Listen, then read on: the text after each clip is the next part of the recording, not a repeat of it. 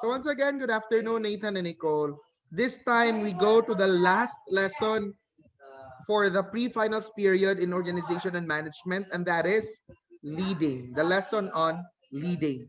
So we are done with planning, staffing, or planning, organizing, staffing. Now with the assumption that you already have the group of people whom you consider as your staff, to lead that group is an entirely different story now. I hope both of you can now find the module in the group, in the Edmodo group for organization and management.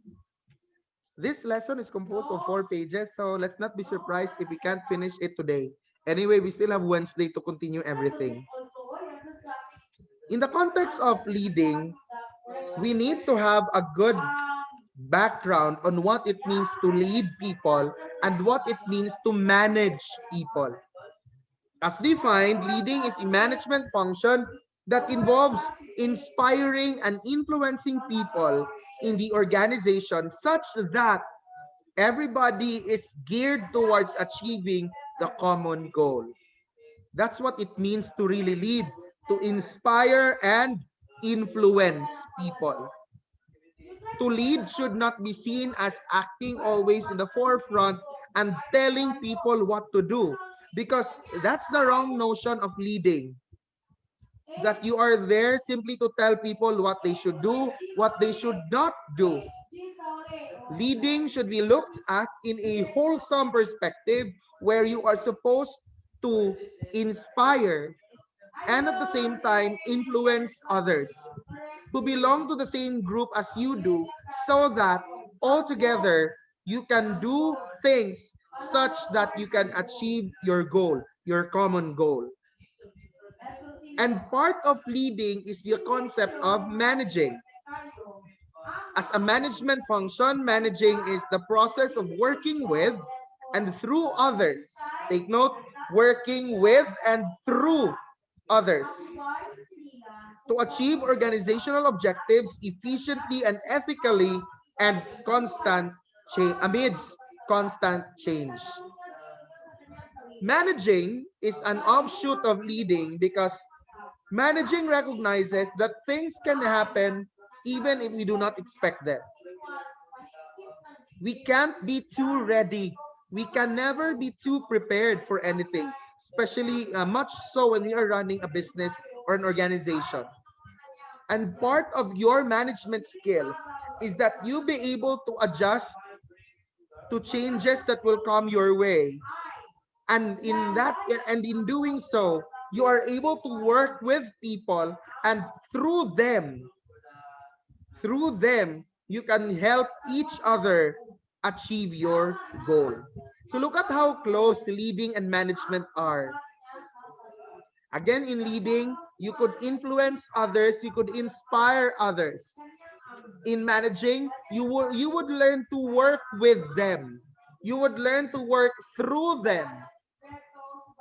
If you have noticed, I hope you have noticed by now, leading and managing are not seen as one person acting as superior, highly superior over others.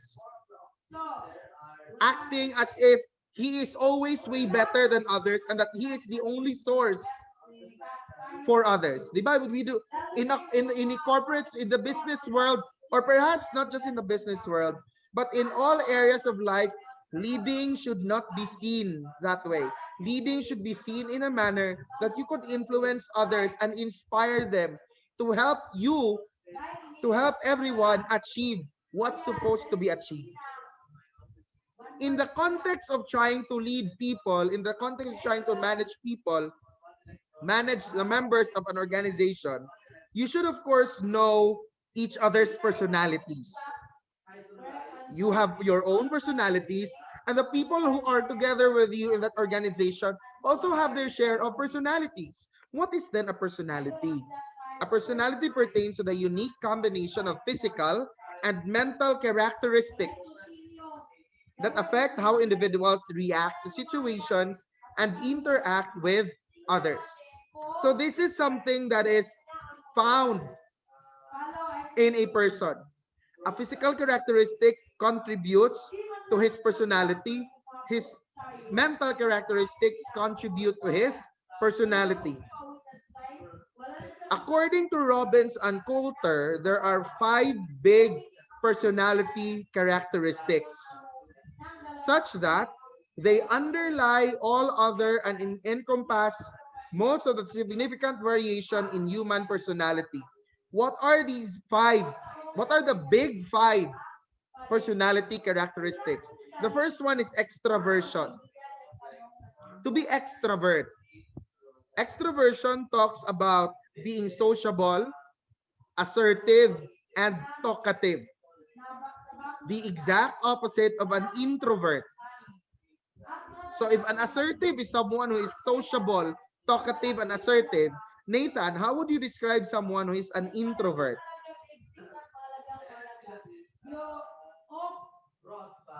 Not talkative. Meaning, He's not prone to interacting people. correct. Someone who is not prone into interacting with people. Someone who would choose not to talk things out with people.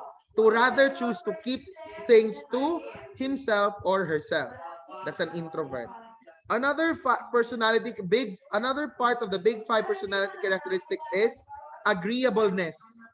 Agreeableness refers to the degree to which someone is good-natured, cooperative, and trusting. How someone appears to be agreeable to you. When you see someone to be agreeable, you'll find that person to be really worth your trust. When someone is seen to be agreeable, you find that person to be cooperative to whatever is supposed to be carried out in a particular period of time. Conscientiousness is another characteristic. Conscientiousness refers to the degree to which someone is responsible, dependable, persistent, and achievement oriented.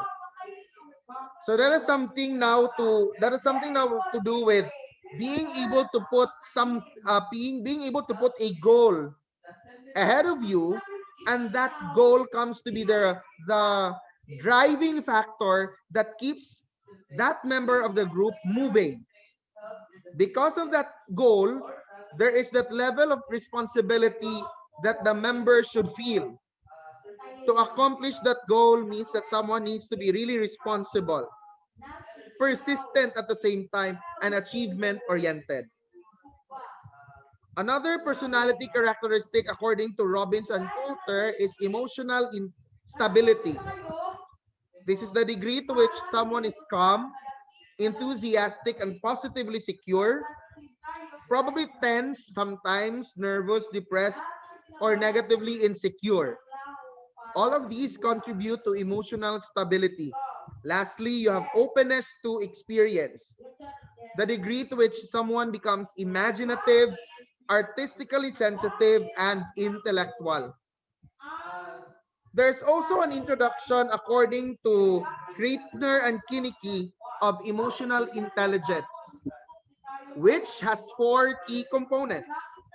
For one to be emotionally intelligent, that person must have self-awareness, must really be aware of his choices, of his actions, of decisions that he or she wants to take, must have self-management or self-control, then must also have social awareness.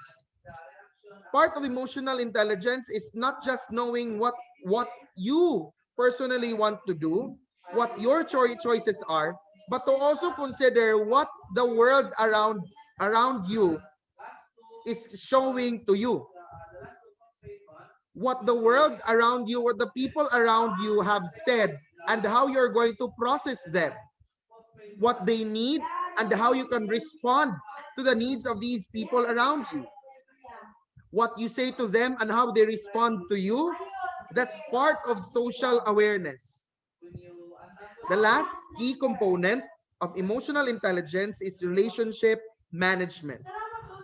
That the moment you, this is in our philo class, externality, never mind because I'm also going to print later. It didn't turn on. Part of part of one's existence is externality, and that is to be able to accept the fact that we belong in a community and that you have other people with whom you're supposed to extend yourself to. And in this context, we need to really be able to manage our relationship with others. Hang on, ma'am.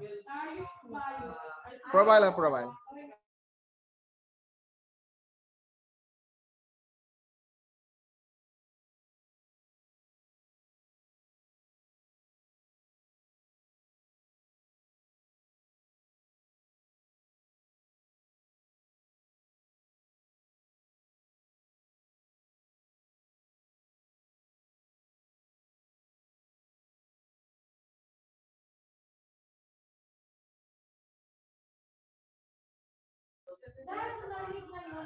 Now we continue with leading an organization. This really now will put leading in the context of being a part of a group, and that you are leading that group, you are leading that organization.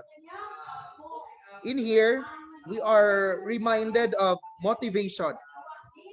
So you have there the sub details of leading an organization, but I'd like us to also focus on motivation as an important element of leading an organization. What does it mean to motivate? To motivate is to arouse people and make them be goal directed. That is to remind the members of the organization that there is a particular target. As the one leading the members of that organization, it is our task to arouse everybody's interest and drive them, invite them to help to help each other together in achieving that particular goal or objective. There are several theories that try to explain how motivation works. At any rate, motivation really tries to encourage individuals to work, to encourage them to really be reminded that there's a particular purpose of their membership in that organization, and that is to the accomplishment of objectives, to the attainment of objectives. And that's the work that they're doing. Whatever the nature of their work is, all of these works are directed to the attainment of objectives. To encourage them to keep on doing their works is part of the role of leading an organization that is already motivating them. Of course, they should be encouraged to work enthusiastically, often performing more work than what is required. Someone who could really be well motivated could go beyond the the minimum output expected of him or of her. When you have really succeeded in encouraging the organization members, you will not end up being disappointed or frustrated, because in so many cases a motivated employee or a motivated member of the organization can even do so much, even beyond of what's just the minimum accomplishment requirement. So theories try to explain how motivation works. The first theory is that has already been introduced in economics, in psychology. This theory is quite a popular one because it's really explaining the basic need for motivate. Why are we basically motivated? We are basically motivated because of our needs. So we have Abraham Maslow's hierarchy of needs theory. So his theory of needs, or needs theory, Maslow's hierarchy of needs theory, explains that people are motivated in relation to a particular need that they want to be satisfied with or be satisfied at. Since the needs are at a hierarchy, the first one is considered to be the simplest need to accomplish or to attain. The last one is perhaps the highest level or highest degree of need that can be attained or achieved. It's but your motivation that drives you to really accomplish them. Because if you cannot, if you are not motivated enough to accomplish these needs or such a level of needs, then you have not met whatever your needs are. The first need, according to Maslow, is physiological needs, which would refer to food, water, shelter, and other physical necessities. That would include clothing. These are physiological needs, basic human needs that you should eat, you should drink, you should not starve, you should not hunger, you should not uh, you should not feel thirst, you should be protected from rain or from so much sunlight, so you stay in a home. So these are your physiological needs. Another type of need, safety needs. This is where the person is motivated to achieve security and protection from harm, physical harm, or in psychological form. So that's security, safety needs. Another one, the third level now of needs, according to Maslow, is social needs, which would pertain to the human desire to be part of a group, to develop a sense of belongingness, to develop a sense of affection, to be loved and to love, to make it a point, to be motivated that you are with someone or that you're hoping to look or to find someone who you could consider someone that's going to complete you. That is the social need that we are referring to. In the event that that significant other can't be found, there is still a chance to accomplish your social need by belonging to a group, by being a part of a particular community. Family is a family can be that community. Esteem needs. These include human need for self-respect, self-fulfillment, and becoming the best according to one's capability. So, esteem needs have something to do with being able to really feel that you have reached a level of accomplishment, that you have fulfilled what you have tried to really been doing or achieve for several years now. Because in doing so, you could feel as though you are worth respecting already. Or that when people see you, you could quite set yourself apart from them because you have achieved something that maybe others have not achieved yet. The last need is the self-actualization needs, identified as the final form or the highest needs in Maslow's hierarchy.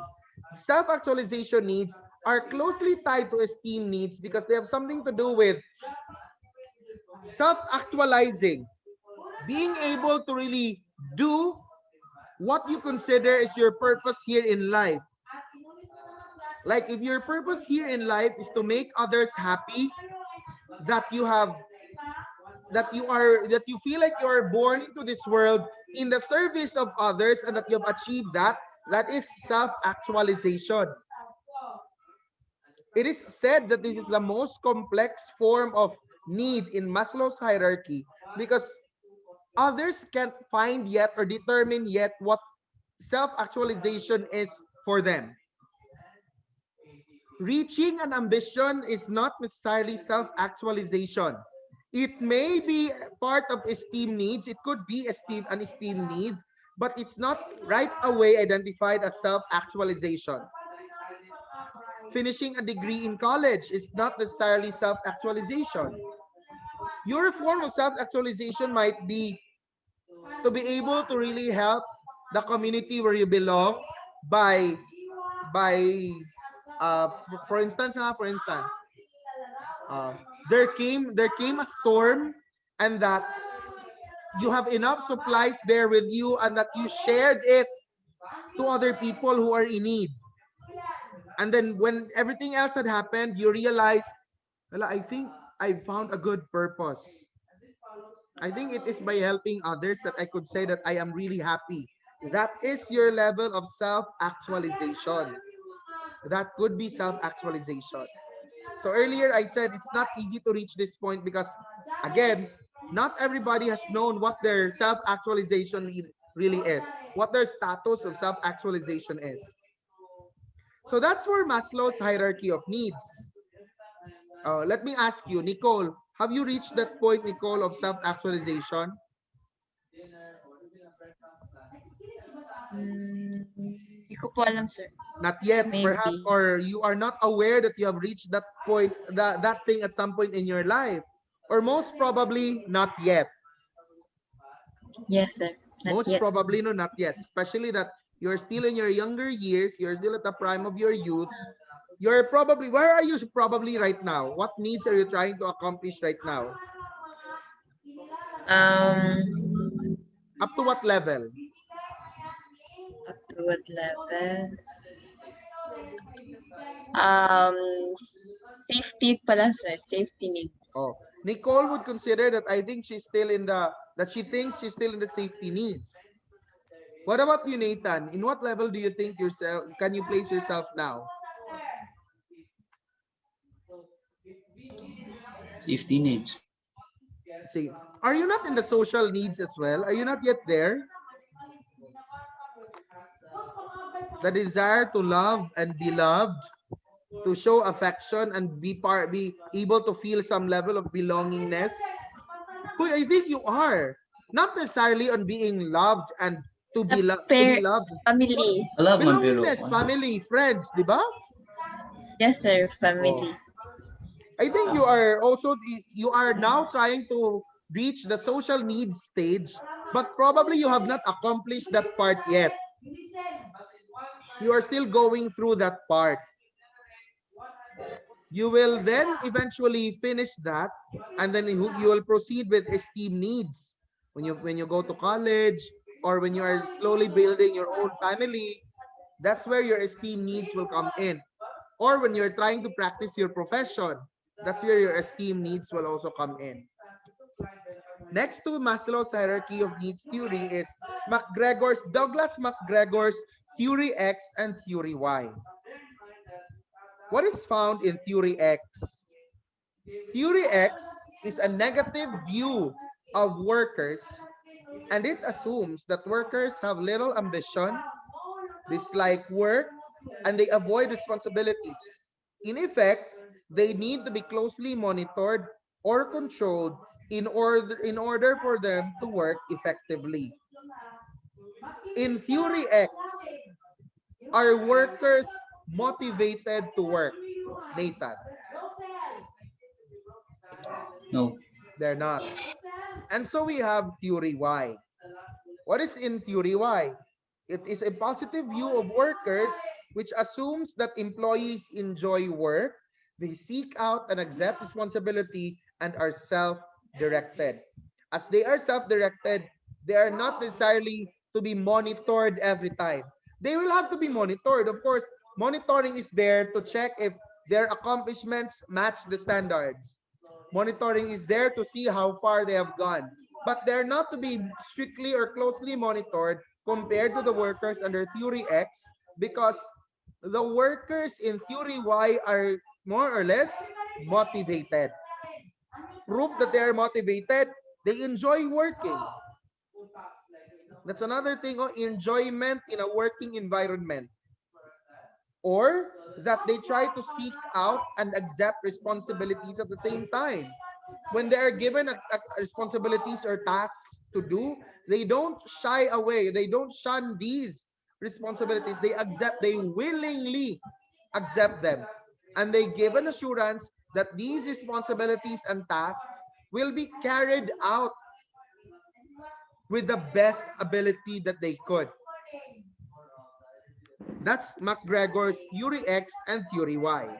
So we can simply say motivated workers can be found in theory Y. Another theory that tries to explain motivation, you have Frederick Herzberg's factor theory. Accordingly, there are two kinds of factors that drive motivation. These factors are the intrinsic factors and the extrinsic factors. One may be intrinsically motivated because of the concepts of achievement. Someone would feel a sense of achievement. Someone would get some recognition. for the purpose of growth and in the context of making someone become responsible. Intrinsic factors are determined, or how do we say that? If not determined, they are imposed by the worker, him or herself, to just himself or herself as well. An intrinsic factor is not dictated by someone else. Rather, it is given by the self to the self.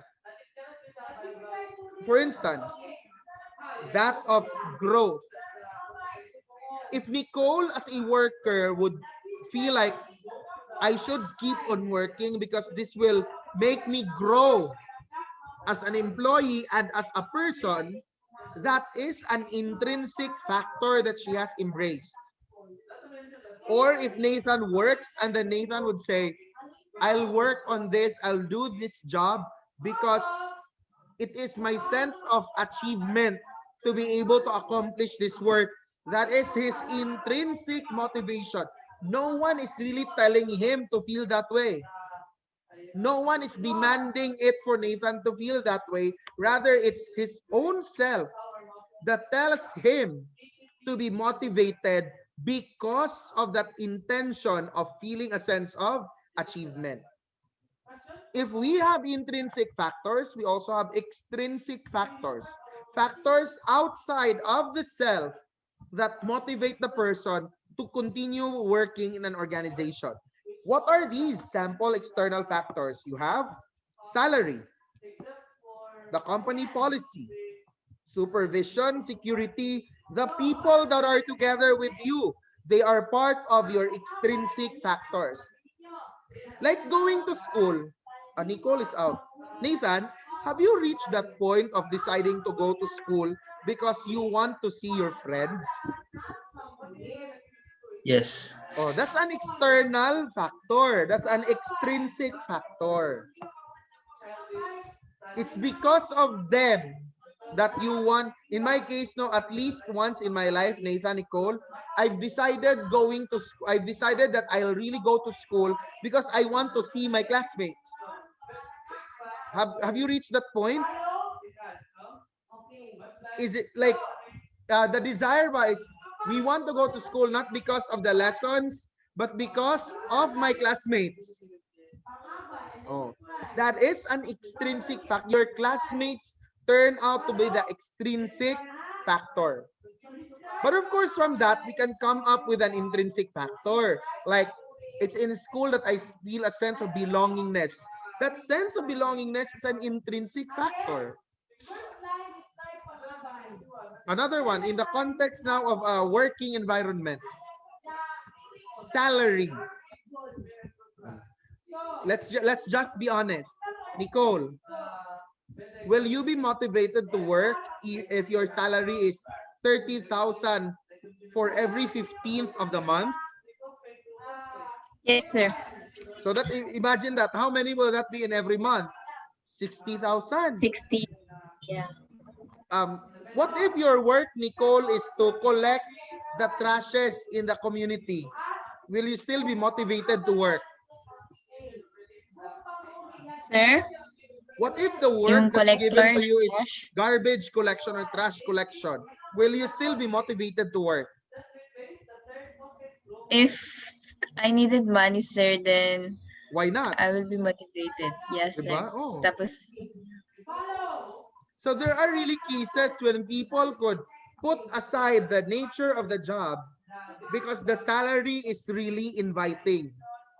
The pay is really inviting, motivating. That is why the job will be carried out.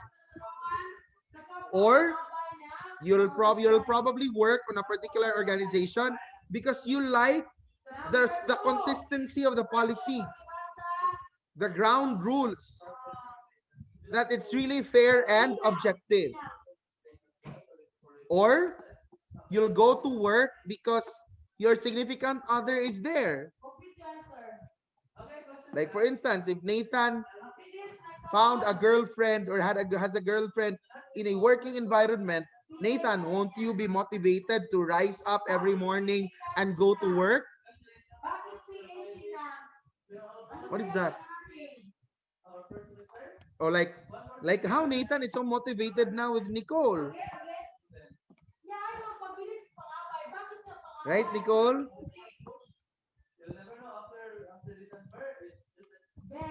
Another theory that tries to explain motivation, you have McClelland's three needs theory. Maslow mentioned five needs. David McClelland mentioned three needs. What are these three? The need for achievement, the need for power, and the need for affiliation. The need for achievement is similar to being able to really have something accomplished, to feel that you have really accomplished or achieved something. That's why you are motivated. Others are motivated because of the need for power. They feel like they can have more power and authority if they really accomplish something. That's why they're really motivated to accomplish it. The last one, the need for affiliation, the need to be a part of a group or community, the need to belong to a particular organization.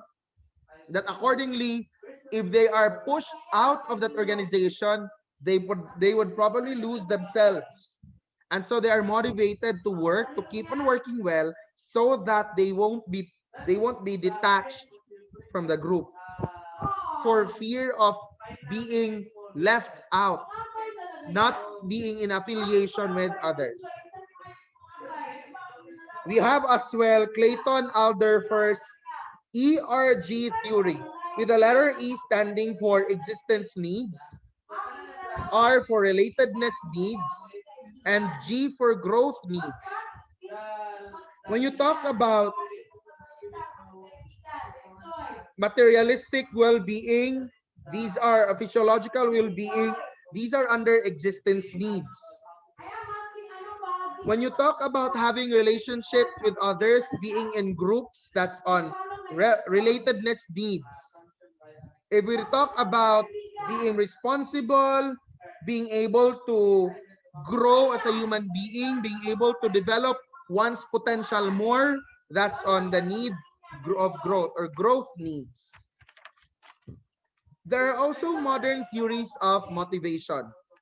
These are process theories that focus on the notion that motivation is a function of employees' perceptions, thoughts, and beliefs. I hope Nicole is back. Yeah, Nicole is already here. One modern theory of motivation is the goal setting theory. How does the goal setting theory work? It states that specific goals motivate performance. It's not GOASA, it's goals. Specific goals motivate performance, and that more difficult goals, when accepted by employees, result in greater motivation to perform as compared to easy goals.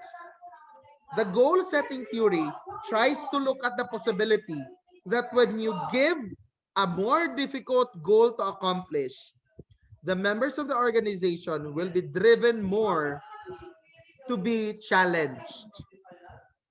The goal setting theory assumes that when something difficult is given, you'll find it, members of the organization will really find it as a challenge, and that they will really give all the more their best to accomplish the task compared to easier goals. Because accordingly, if the goal is easier, they might not feel highly motivated because it's to be accomplished in an easier manner. Another modern theory of motivation, you have the reinforcement theory. This is a theory which states that behavior is a function of its consequences, meaning if a reward is given because of a good behavior, it's the reward that has motivated the person to do more. The reward acts as a reinforcement for motivation. That without the reward, the person would feel less motivated, if not unmotivated at all. Kids, just imagine, Nathan, you don't have a younger sibling, no? Sir? Do you have a younger sibling? Ano? No, younger sibling. Like in that case, if you had a younger sibling, perhaps you would observe that some, let's say Nicole, you have younger siblings, Nicole? Do you, at home, Nicole, And do you have younger siblings, diba? yes, sir. At home, do they feel like working or helping more at home when they're given a reward? Yes, sir. Oh, that's the reinforcement theory. That's the consequence. That if they do well, they'll earn a reward. Or that, the good thing is if it's a reward. But what if the behavior is not good? So what will be given? Nathan, Punishment. a punishment, correct, Nicole? In lieu of the reward, a punishment is provided. But that punishment is also meant to is still meant to motivate the members of the organization to still give it their best, because the moment they fail to do so, they know already of the negative consequence. At home, Nicole, is that how your younger siblings also do it? That they'll try to avoid punishments. That's why Yes, they'll sir. really, that's because they want to avoid punishments. They'll really do what they can to help, to give it their best at home. That's how the reinforcement theory works. Is that the same? Is that Yes, sir. true for those who don't necessarily have siblings? In the case of the both of you, I think that's how things also work, no? That you'll be For right. motivated more if you have a reward, or that because of Oh, the fear of Yes, a sir. punishment, you'll really do your best not to do anything wrong. That's human psychology. That's human psychology at work. Yes, sir. Another modern theory of motivation is the job design theory. It's a theory which states that employees are motivated to work well by combining tasks to form complete jobs. Another one is the equity theory. This is a theory which states that employees assess job outcomes in relation to what they put into it and then compare it with their co-workers. Like what equity is, remember equity in finance and in accounting, it's the amount that's being invested. In this case, it's just in terms of effort. It's the amount of effort that that member has invested in order to accomplish a particular work or task. And then they would feel that if they have invested much and that the task turned out to be a success, they'll really be motivated more to keep that mentality, to keep up the spirit of really always giving so much, because they have seen for themselves that investing much effort yields very good results. But if the case is different, like so much has been given as an effort, but as it turned out, things are still unsuccessful, that would lead to frustration. And that frustration would not motivate anymore that member of the organization. Eventually, the motivation dwindles, the motivation slowly goes down. But of course, there's still a chance for it to go up once more, hopefully by reorienting that member of the organization to being or motivated once again, such that the amount of invested effort will not yield to frustration. The last modern theory of motivation is the expectancy theory, which states that an individual tends to act in a certain way based on the expectation of the act, on the expectation that the act will be followed by an outcome which may be attractive or unattractive to him or to her. One becomes motivated to accomplish a task because there's already something being expected to be benefited from the accomplishment of the task. Like if you have managed to finish the task ahead of time, then probably a bonus is rewarded, or that an incentive is rewarded. And that incentive is what's being expected already by the member of the organization. There's already an expectation being set and that expectation is what drives the member of the organization to be to be, to be able to really do and be motivated in accomplishing a particular task or objective. Leadership styles and theories now. To set leadership from leading, from the act of leading, leadership is the process. Leadership now involves a person which really guides them and facilitates the progress. This is where that person acting as a leader is not just simply there to dictate, but to guide and facilitate the process that everybody is going through in the achievement of a common goal. Leadership theories, you have the trait theory and the behavioral theory of Kreitner and Kinnicky. According to Kreitner, leadership is attributed to traits. That there are traits that are really identified should one want to become a leader. What are these traits that he tried to enumerate? You have intelligence, self-confidence, assertiveness, high energy and activity level, task-relevant knowledge, honesty and integrity, charisma, being a visionary. These are just a few of those traits which, according to Kreitner and Kinnicky, constitute what leadership should mean or how a leader should be molded. The behavioral theory, according to them, is quite different because this stands on the idea that leaders really are not are not born, but are made. So, their being a leader is not bound only to the leadership traits that have just been earlier enumerated. As they are being continually made, experience would still continue teaching them on what it means to become a leader. The behavior that they'll continually show, the behavior that comes out in their development is a product of their experience. That's why they are being continually made as leaders. The traits that have been enumerated are not the their being a leader is not limited to the traits that have just been enumerated. They could be more than those traits, because for as long as they continue breathing, they are still being continually made as leaders. There are other contemporary theories of leadership. You have the Fiedler model, which is based on the assumption that a leader's effectiveness is dependent on the extent to which a leader's style is fitted to actual situations. Hersey Blanchard model, it's focused on subordinates' readiness, to which the said subordinates have the ability and willingness to accomplish a specific work or assignment.